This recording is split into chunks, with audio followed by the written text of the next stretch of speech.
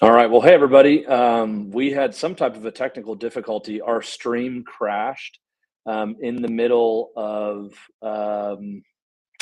unfortunately, in the middle of our conversation with Sons of Liberty Overland. So I am going to get them back in here with us, and we'll get back into the conversation, and then I'll figure out how to piece this together on the back end. So just sent that over, sent them the link over. So hopefully some of you are rejoining us and see what's going on. So see if I can get them back in.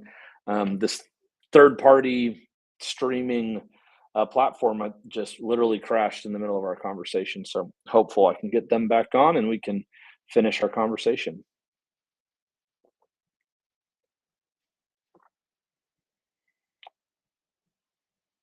While they're hopping back on and joining us again, really have enjoyed this conversation so far with them. Hope that you guys have enjoyed it as well.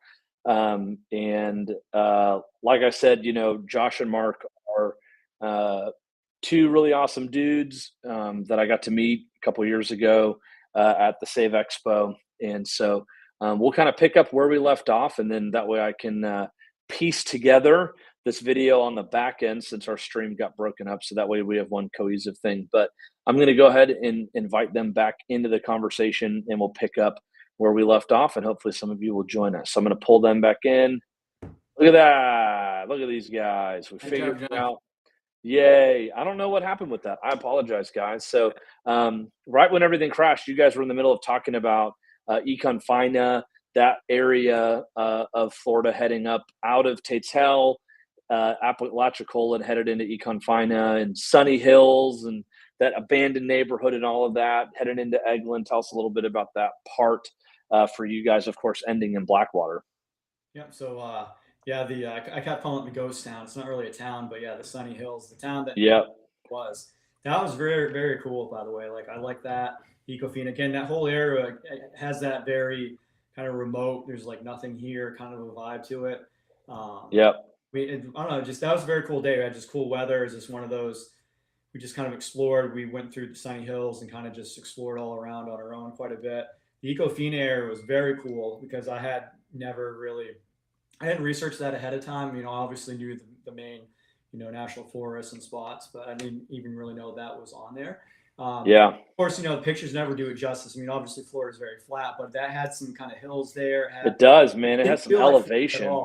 Yeah, it felt like we're out west in like Wyoming or something. It was, yeah. You can see it's kind of overcast that day, and it was again kind of cold weather, which like I prefer, especially when you do stuff like this. So again, it felt like we were out in like Wyoming or Montana, kind of plains and rolling hills. But that was a very, very cool area, and I actually want to go back and kind of explore and camp around there a little bit. Me too. Yeah, that's awesome. And then from Econ Fina, you guys hopped over into Eglin. Tell us a little bit about that experience for you. Yeah, Eglin was amazing. To see the history. Like Josh mentioned, it's really important that you get reservations. If you're going to camp there, you have to book your reservations in person. So if you're not there, you're probably going to want to push through, like plan your trip and just plan a long day and push through. But don't push through and not enjoy it. We stopped and saw the down planes, the tanks, the helicopters. It was quite epic, and it was a lot of fun. It was kind of a Overland quote, Route 66 vibe, right? You stop. Yeah. An Overland scavenger hunt is what I called it. It was. It was a lot of fun, and so it was a lot of in and outs, and it was just a great day. It was overcast. Yeah. It was cool, but it was pleasant, and it was one of the. They were all great days. Like people say, what was the best day? Like everyone is so unique, and I think it's important to understand that this state is absolutely beautiful. I had no idea, honestly, how beautiful Florida is, and if you ever get a chance to do this trail, you're going to see parts of Florida very few people have ever seen, and it's amazing. Yeah, we loved it. That's awesome. Absolutely beautiful. When you mentioned, the camping at Eglin situation, because again, Eglin is a Air Force base and it's a controlled area.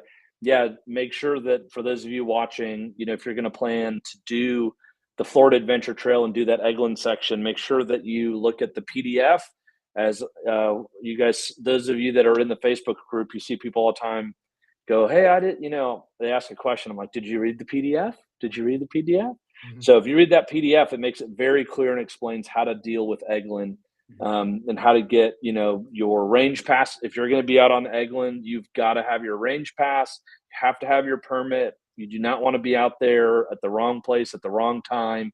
It is not good. But one thing I did want to mention to you and Josh is actually that Eglin is working to get to work with Reserve America, hopefully here, Good. possibly next year, so that you can book campsites through Reserve America, which is obviously the really popular, um, national and state forest camping registration platform.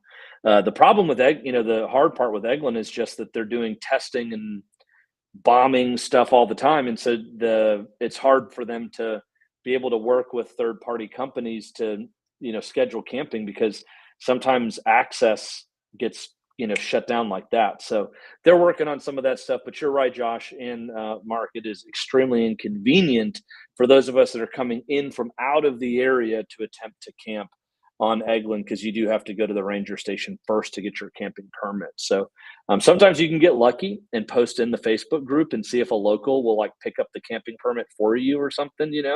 But yeah, that definitely makes it complicated.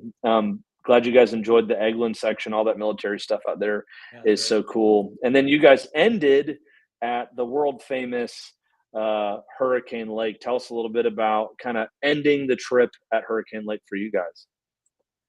Yeah, so we kind of pushed after we got out of Eglin. We kind of cranked through that last, like Blackwater. Like we kind of just bombed through there because we wanted to get here quick, and my goal was to Yeah. get there before sunset. And Yeah, you hit it at just the right time, man. yeah, so we kind of went Baja mode. Was flying through Blackwater, but we made it to Hurricane Lake just before sunset, so it was like perfect, honestly. Um, we got there, we got set up, and of course, as you know, you're just on the go nonstop. So it was a good reward at the end. And like you said, I think that's the best way to run it is east to west. And we got there, like I said, got set up, and the sun was just starting to set. It was like you said, the chef's kiss, to quote you. It was our felt like it was a great reward because my goal, like I Yeah. want to get there by golden hour. That's why we just kind of bombed real quick through. Yeah.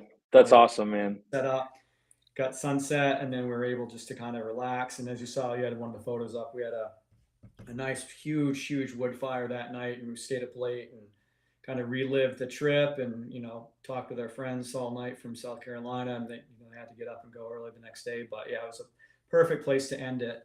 And it was That's cold. awesome. The next morning was 32 degrees, so I was hoping to see some snow, but it didn't snow, unfortunately. But we woke up as 32, and Jeez, that's cold, man. a great way to end the trip, though. That's awesome. So, one kind of unique thing in this conversation with you guys, obviously, is Mark, you traveling and overlanding in a chair. And, I know that adds some complexity. Yeah, there you go. Show us the whip, man.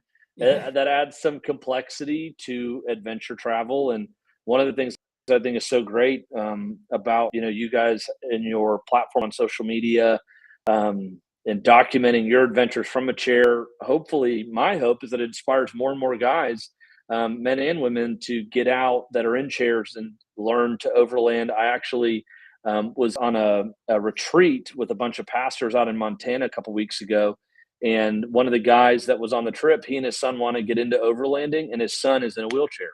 And so they were, yeah, I'm going to connect you guys actually, by the way. But I was just telling them, like, I have friends. This is what they do. They have figured it out. They're doing the thing. It's just inverse. And so his son's in a chair, and he has a Tacoma that he's been modding and building out and everything. And so they're going to do some overlanding together, which I think is really cool. So I'll definitely connect you to Randy and his son. They're awesome dudes. So, but yeah, Mark, tell us just a little bit about kind of some of the cool stuff that you figured out. And I know at the Save Expo this year, you were kind of showing off some different ways of adventuring in a chair. You had like 3 different options that were there. One was faster than my scooter, by the way, which I was not happy about. But yeah, tell us just a little bit about, give us a 5-minute crash course on adventuring from a chair. Yeah, so I would start with anybody that hasn't done it. Um, don't let the chair not let you enjoy some of the greatest gifts on the planet. Okay. Um, I would start with just simple like day trips to state parks, right? Just go out for Yeah. a day, right? Go out, cook a lunch, do that. Maybe get comfortable there. Realize that, maybe sometimes you're gonna need assistance, right? In some, guys in chairs, we sometimes hate to ask, but I learned to just ask. And Josh and I are synced up. We're like, we could do the amazing race. We've got this nailed. We've got this so figured out. And he is awesome with the logistics. So I think you start easy, you learn, you do an overnight trip. You do a couple of nights, you get up to 3 nights, learn to, how are you going to use the restroom? How are you going to sleep? What gear do you need to bring? Right. And for us, a Bronco is not a large vehicle. So you have 2 people, all the gear that we need to, live, sleep. So Josh Yeah. we really had it down. So he would pull in, and then the first thing he would do is set up my tent, right, and my cot, and get mine. And he slept in the Bronco. I slept in a tent. He'd get the buddy heater out. Now, people in wheelchairs, the cold affects you is just Oh, I'm sure. big time, right? You don't have the circulation. So, and he knows that. Like, I'll get cold, and it's unhealthy. It's not just uncomfortable. It's actually unhealthy. Right. It's not good for you. So he'd go in and get that, and I'd fire the buddy heater up for like 3 minutes. It's like a sauna. He'd turn it off and get it set up, and then he would go get himself staged, and then we would break out and have our dinner and do that. And then when it was time to leave, what he would do is he would kind of reverse the process. We'd figure out how to get me into the Bronco, which is interesting, right? Like, especially when him and I went one day, one section alone, we actually had to commandeer a couple of people to help, throw me up into that. Sure.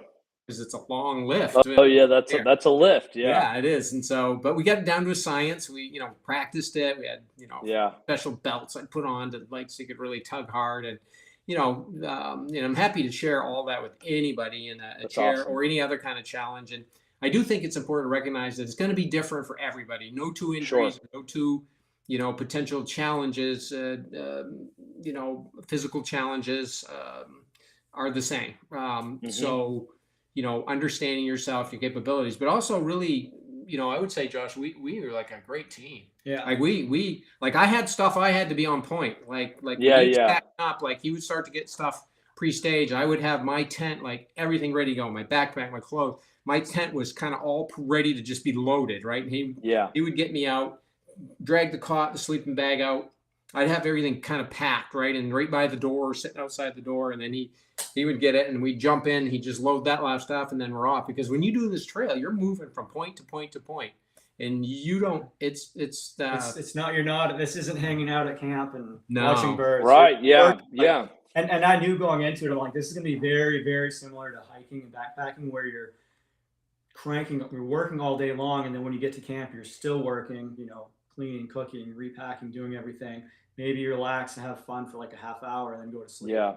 So I knew going into it, it'd be very regimented and a lot of work. So that's Sure. why, we've been camping tons of times. And like you said, you don't just, like, if somebody's in a chair, don't just go into like a huge, we're going to do a week-long overland trip. No. Yeah. You need to Practice, know the limits, learn the practice, gear. Yeah. that kind of thing. And Yeah. then, so like I said, we developed a really good system, and then we were like just a team. That's I awesome. do certain things we have to do first. That way I can get him situated and he can be on his own in the tent, changing, getting dressed, whatever. And then I can go do my stuff. Yeah. So we had that dialed in. And then when we do like kind of regular camping, my friends are really good at helping out too, because they know. That's awesome. So it kind of works so good. So me being kind of the minimalist or most efficient, I kind of get my stuff done quick, and then I can go assist him where needed, and then my friends can come in and help out. But yeah, I That's encourage awesome. anybody to go out and start easy, day trips, day camps, whatever, and then do an overnight or a couple night. Then you figure out your systems, like how to pack, how to be efficient, how to set your things up, and Sure. Mark, have there been any like I know you had like the different chairs at Save Expo. Have there been any like camping gear hacks or anything like that that you have picked up along the way, or like a specific thing that you're like, man, if you're, and I love the way you clarified. And again, as somebody who doesn't have a significant injury, like yours, or some different type of, mobility struggle, like I wouldn't know the type of unique little camping hacks that maybe you have found along the way. What's something that you found that you're like, dude, I have to have this on every trip? Obviously, the buddy eater would be one. Yeah, if it's Yeah, silly. So, I think it starts with really understanding the time of year and the environment that you're going. yeah, And you can't always predict it. It might be warmer than you think. It might be cooler. I would always err on the side of packing for colder. You can always take some off. So that would be like step one. So warmer boots. yeah. You can always take your boots off and just wear your socks in the vehicle, right? If it's too Right, warm. right, right. We had it so dialed in. We had everything we needed and nothing we didn't. And when we were packed up, you couldn't have put an extra, jacket in the vehicle. It was literally like a Rubik's cube, perfectly packed, no room for anything else. But I think, again, it's not just the chair, but thinking about, okay, how am I going to use the restroom, right? Really understanding that, and making sure your travel partner, understands that, hey, I might need some help here, right? So you might not need it at home, and you're independent. You have to kind of swallow your pride a little bit, and Yeah, I'm going to need some help, right? And period. So, and I think that might be the one thing that keeps people from doing this. They worry about that. I say, sure. don't just go do it. Who cares, right? Right. Oh, yeah. And that's how you learn, right? And and I think the second thing that helped us specifically for the fat was the Bronco was perfectly dialed in for what we needed. We had the right battery combination systems, we had Right. the right way to pack it. So the vehicle was really our third partner. Is Josh, Yeah. myself, and our third partner was the vehicle. It was really optimized for this trip. So not just, people love to go out and build their rigs and all that, but I think it's important to also think about, okay, what is this trip about? And make sure that you're provisioning and you're packing specific for those needs. Sure. And Josh did an amazing job. And, I got to give a lot of credit to him because he worked so hard, because it's, you've run the fat. It's a grueling, Yeah. right? You work hard. You're tired at every day. Oh, yeah. Matter of Yeah. fact, there's a couple Especially when times, you've got trees down, yeah, there's a couple yeah. times I'm thinking, if I could pay $1,000 and hit a little button and be in my bed tonight, it'd be tempting. Like, no joke, really, right? Oh, But that's yeah, what makes sure. it so awesome, because when you're done, Yeah. you feel like it's an amazing feeling, accomplishment, because it isn't easy. And I think the last thing I would recommend for somebody that, unless they've done a lot of overlanding, and I wouldn't say we've done a lot, but we're also not new, but this would have been, for me in a chair, to do the whole fat for the 7, 8, 9 days it takes, Yeah. would have been too much. It wouldn't have been as enjoyable. So for me personally, breaking it up, like when we got back each day on that fourth day, we were ready to be home. I was ready to be home. It was really a great way to break it up for someone in a chair. So I'd say, like, really, it might take you 2 or 3 years of adventure travel before you're ready to go take a month Sure. and go to Baja. And prep for this that summer. That previous summer, we did a road trip to Maine. So I drove my van and road trip Yeah. to Maine, and that was a good precursor, because I really, for a whole month, I was kind of semi, Josh was in his vehicle where I was there, but I wasn't always Stay with with friends him. and family, but the vehicles were kind of our home or giant suitcase. Sure. Yeah. Yeah. So I actually pulled up a picture of your van here, We got some Mark. new ones. We've been doing some cool projects on it. We Yeah. need to, Yeah. Yeah, that van is really, and I would say that for me too, to do, besides the fat, we did a lot of camping this year. That's And awesome, man. and the van, for somebody, with a disability and older, I'm 63 now, so just that alone makes it a little more. Right. The van is an awesome refuge. Like when it's cold and rainy, there we are. that When expo. There you go. when it's cold and rainy, it's awful nice to be going to a vehicle and fire up the Apple TV and turn the heater on, and get in your Wait, hold on. Do you have an Apple TV set up in your van? Oh yeah, it's set up. Come on. Got some Come crazy on. Yeah, electronics. 4 megawatts of battery total. Dude, that's That amazing. high output alternator that dumps 1,200 watts in when you're idling. To I charge. love it, dude. Plus, That's so big time, dude. yeah. So it's a build no build. So it's a really unique setup. So when I get done, Yeah. I'm able to take everything out and it's just a regular conversion Right. van. Yeah. But it looks Yep. like a tricked up Sprinter when it's all, Yeah. Yeah. but it's Yeah. built very It's specific. super Even the impressive. back doors opening, we built a curtain system. So I've got a place to either use a restroom right off the back of my Yep. van with a fold Yep. out chair or take a shower. That's So it's huge. great. So it isn't, you don't always need a, jacked up crazy 4-wheel drive to No, enjoy the beautiful absolutely. parts of the country. So I really encourage, Absolutely. yeah. Yeah, I think that's a great. I think that just to kind of wrap up that part of the conversation, like I think that the thing that you have figured out is what I hope a lot of people figure out is um, you don't have like there's what's ideal and then there's just what's real, right? And so oftentimes people sit around and they wait so long until they have the ideal situation or the ideal build or the ideal budget or the ideal whatever, and they miss out on like the adventure in their own backyard. Yep. That's kind of the tagline with the fat. Yes. And I saw that at the very first trip that we did, where I mean not the very first trip, excuse me, the very first Save Expo. I saw your van. I was like, this is awesome. This dude's out here. He's camping. He's doing the thing. And honestly, your van is going to be able to get you to some pretty incredible campsites all over the world if you wanted to. Yeah. That's right. And it doesn't need to be, like you said, some big jacked up 4x4 thing.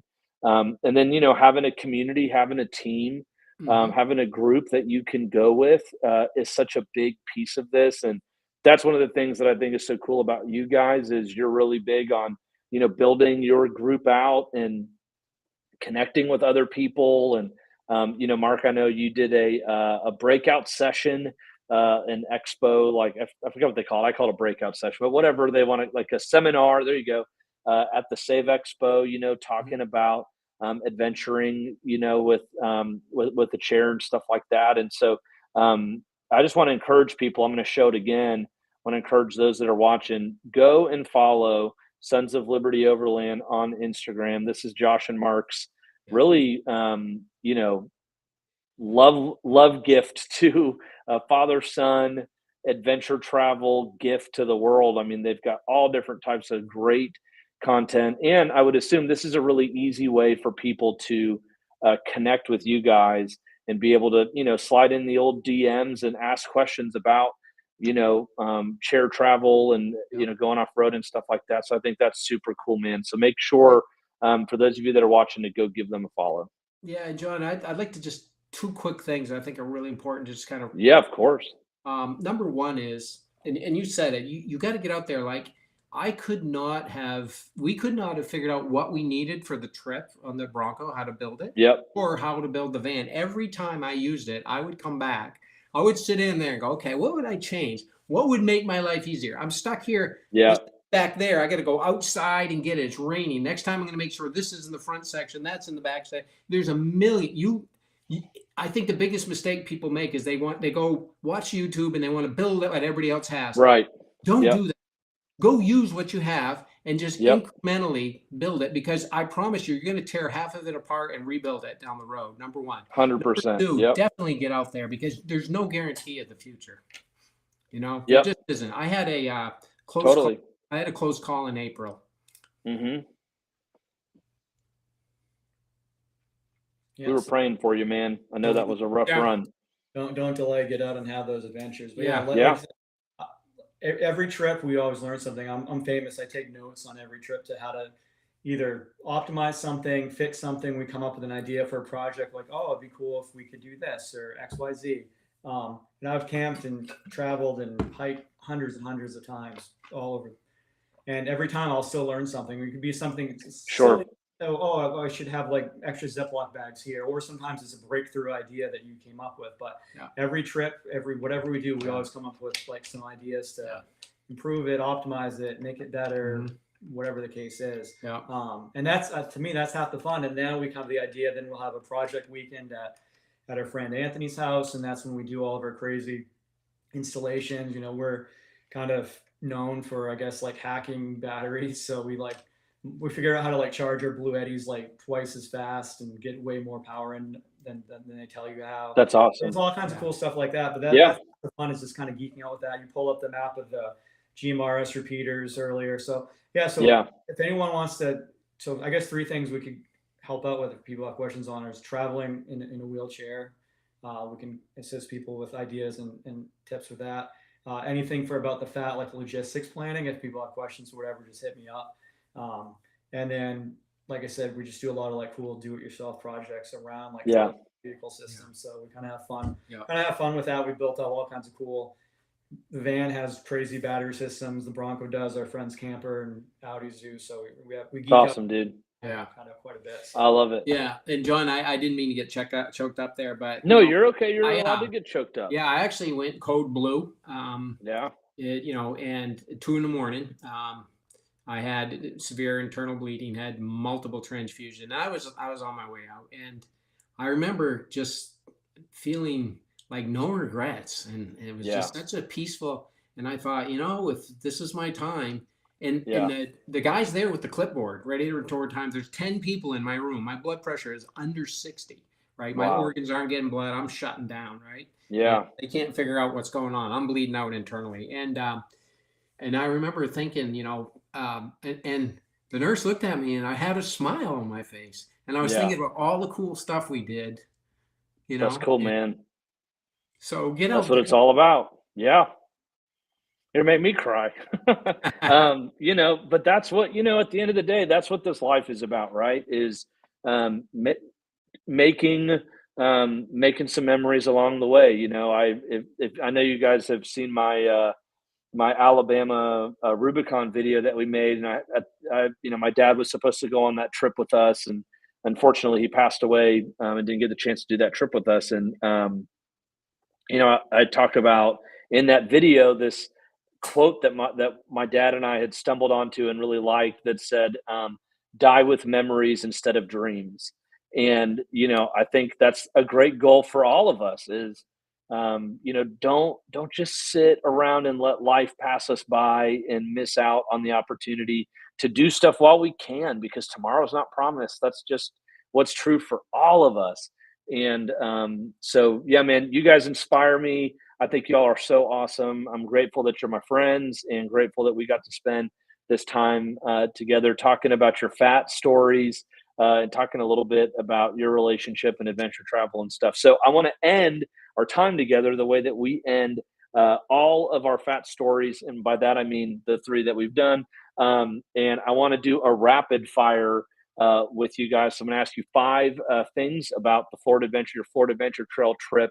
And then I want to give you guys 2 minutes to just either promote yourselves, promote something that you're working on that you're excited about, or just put some positivity into the world, whatever you want to do. And then we'll land the plane. So, all right, rapid fire. And I want to hear from both of you. So Mark, if you want to start, and then Josh, you can follow up, and I'll just hit you guys with some rapid fire. So favorite campsite on the Fat? Goethe Forest. Oh, Okay. favorite campsite? Oh, Hurricane Yeah. Lake. Down. Hurricane Lake. Hurricane Okay. Lake. Okay. Yeah. Yeah. All right. I'll say Shired Island. Shired Island. Good choices. All right. So we talked about favorite campsite, favorite forest area, WMA, wherever that is. Goethe Forest was majestic and just peaceful and beautiful. It was easy wheeling. Yeah. Awesome. Yeah, Goethe's great. I love Ocala. It's just so fun to drive, especially going fast on those sand roads. Feel like you're in the Baja 1000. So Oh yeah, there is some the other ones spots are like great, that. and I've been to Ocala a million times, but it's just so fun there. Sure. Yeah. Okay. Favorite like point of interest along the way, whether that's like one of the restaurants that's marked, or a historical thing, something on Eggland. A favorite point of interest. Man, that land bridge was just mystic. I'd have to Yeah. say bridge like that. I didn't know. It overwhelmed me. It was very impactful. That's awesome.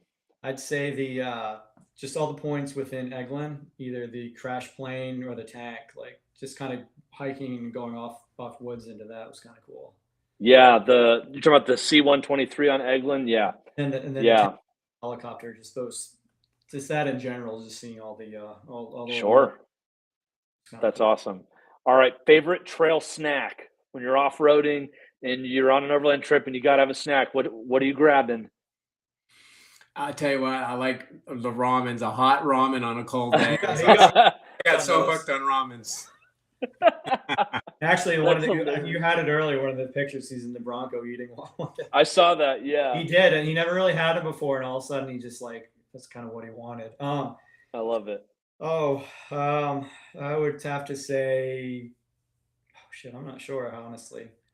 Chips, just like to munch on some Just chips. any type of chip. Okay, all right. I'd say Doritos when I'm camping because I never eat them otherwise. It's the only way. Oh, Doritos. That's like your camp food, huh?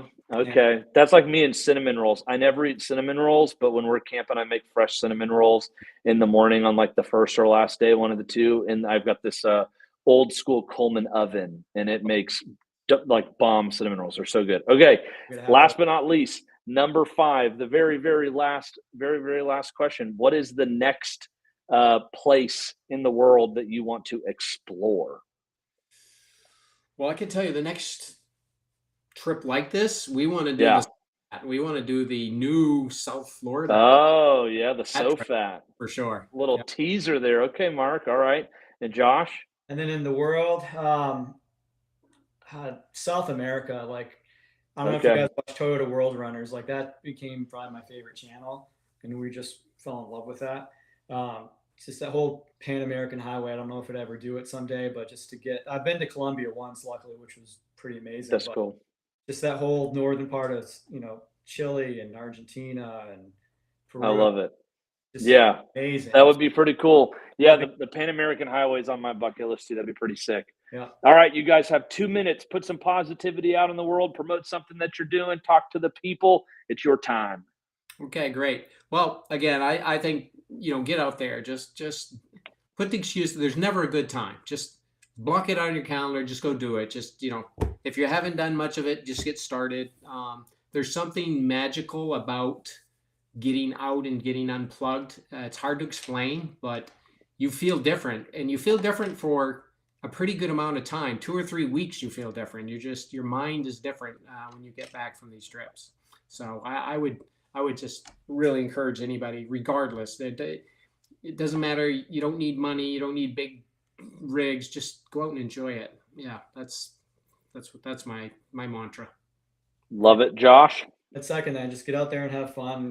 Whether it's overlanding, you're living out of your vehicle for a month in the middle of nowhere, you just go to a state park for the afternoon, just get outside and have fun. And then, like I mentioned earlier, just if anyone has any questions on, the Florida Adventure Trail, kind of the logistics or scheduling, hit me up. If anyone wants to hack their Blue Eddy battery systems to get more power, we'll probably put up some videos and some little write-ups or whatever on how to do that. But yeah, just give us a follow, and if anyone wants to go camping sometime, just let us know. We're always down to meet cool people and have some fun. So, and John, I wanted to thank you too for putting this on, but mainly for putting together the Florida Adventure Trail. To if it wasn't for that, we wouldn't have done that, right? We would have done other camping trips, but Yeah, to have something kind of big like that is like a goal. And I think people that should be a goal, right? To do it. And like I said, work up to it. Don't, if you've never camped before, don't attempt to do this in one sitting. You won't do it and you won't have fun. But, break it into sections, do day trips. And when you feel ready, do it and then have a goal. It will be challenging. You'll get frustrated or you might get lost or get behind schedule and things won't work out. People will bail on you. Just something will break down, whatever. But that's fun. And plan a big good adventure. I think the FAT's a great one. Florida is obviously super underrated, and I think it's a lot more challenging. And that was the other thing we didn't mention earlier. I knew it would be difficult at times. Yeah. More difficult than I thought. Yeah. Right, water is deeper than I thought. The sections between towns or whatever are longer than I thought. We have the sense we're in Florida. It's like big towns and cities anywhere. It's like, no, you're in some pretty remote areas. So you're out there, man. Yeah, you're out there. No matter what section you're on. People think, obviously we don't have mountains and elevation and stuff, but if you take people from out west, they're not used to traversing in water and sand, and it's like this is a whole nother challenge that I think is kind of underrated. So I a great route together. Yeah, you really thanks, did, man. Thank you. I really appreciate gave us that. Great memories, man. Awesome. That's awesome, man. Yeah, I appreciate that. I appreciate the thank you. Really excited about the SoFat. You guys mentioned that. That is our Florida Adventure Trail expansion pack that will run down to the Keys and back. And so we're really excited about that. Thank you to both of you for being willing to help scout that route for us. And, the route is about probably, I mean, it's done, but it needs some tweaks and some just to make it better. But the thing that you guys are really going to be able to help me with is all of the points of interest. Like I don't know cool hole in the wall taco shops or barbecue places or historical landmarks. Where I live, it's really difficult for me to get all the way down there to do some of the scouting that I wish I could do. So the fact that guys like you are willing to help me with that is huge, and it will hopefully help us be able to release the fat. My goal is early next year. So really grateful for your help, grateful for your friendship. Thanks so much for your time. Those of you that watched, thanks for hanging out with us.